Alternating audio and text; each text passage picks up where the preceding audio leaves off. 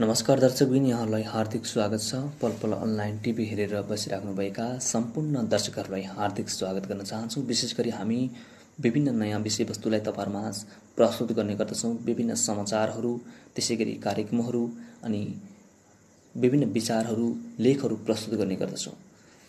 पछिल्लो समयमा विश्वमा कोरोना भाइरस कोभिड-19 को जताततै महामारी छ। विश्वमा नै एउटा सन्तास छ, भयावह स्थिति छ।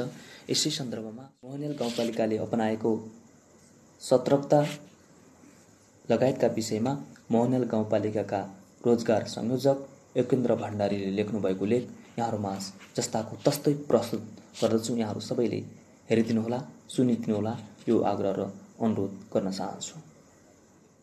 19 र मोहनियालले अपनाएको सतर्कता भन्ने शीर्षक रहेको छ। तपाईँ हामी सबैलाई सर्वविदितै छ, विश्व यति बेला कोरोना कहरबाट प्रताडित हुँदै हरेक सेकेन्डमा यसमाथि विजय प्राप्ति गर्ने अनेकौं प्रयत्न गर्दैछ। तथापि अहिलेसम्मको आँकडामा ती सबै प्रयास तथा प्रयत्नहरू यसका सामु निरीह र कमजोर साबित बन्दै गएको देखिन्छ। यो प्रतिकूल परिस्थितिमा यसलाई नियन्त्रण तथा रोकथाम गर्न सरकारवाला निकाय आफ्नो तह र तर्कबाट अनवरत रूपमा प्रयत्नशील छन्। यही प्रक्रियामा हाम्रो मोहनियाल गाउँपालिका पनि अनेकौं रणनीति अपनाएर गाउँपालिकाभित्र यसको सन्तास भित्रिन नदिन अहोरात्र लागिराखेकै छ। मैले अहोरात्र लेख्दै गर्दा कतिपय मित्रहरूले के छन् त यस विषयको तयारी अहिलेसम्म भएको भन्न सक्नुहुन्छ। यसका केही छोटो अंश तपाईँहरूका बीचमा बिम्बन गराउन अनुमति चाहन्छु। 1 मा लेख्नु भएको छ, भौगोलिक व्यापकता र घरधुरीको दुर्गमताले आम मोहनियालवासीका बीचमा स्थानीय सरकार हामीसँग छ कि छैन भन्ने भ्रम हुन सक्छ।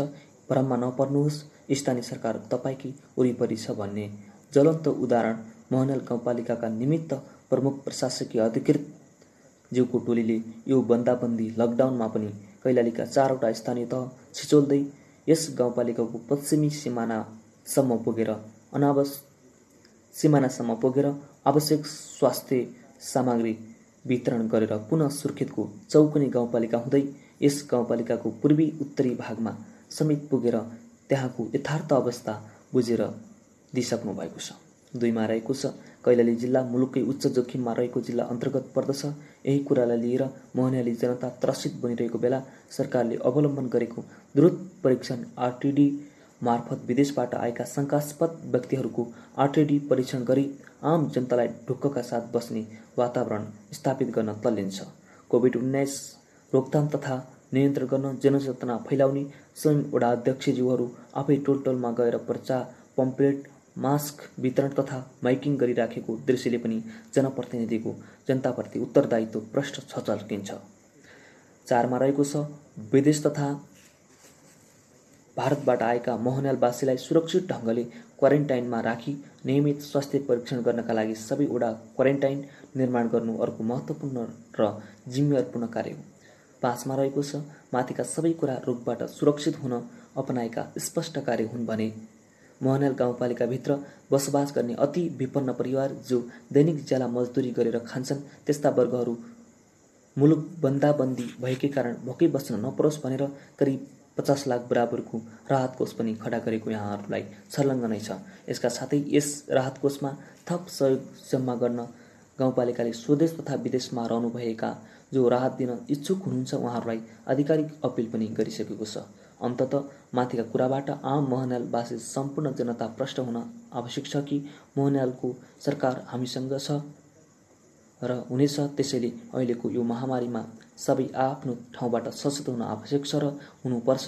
अपवाह र अनाधारकारी हल्लाले हाम्रो जीवको धनको रक्षा गर्न अहोरात्र खटिनुभएका स्वास्थ्यकर्मी तथा जनप्रतिनिधिलाई मनोवैज्ञानिक सङ्कट सिर्जना हुन सक्छ। यस विषयको गम्भीरतालाई मनन गर्दै यो महामारीको बेला सबै तह र तबकाबाट सकारात्मक सहयोग गर्न हार्दिक आग्रह गर्नुभएको छ।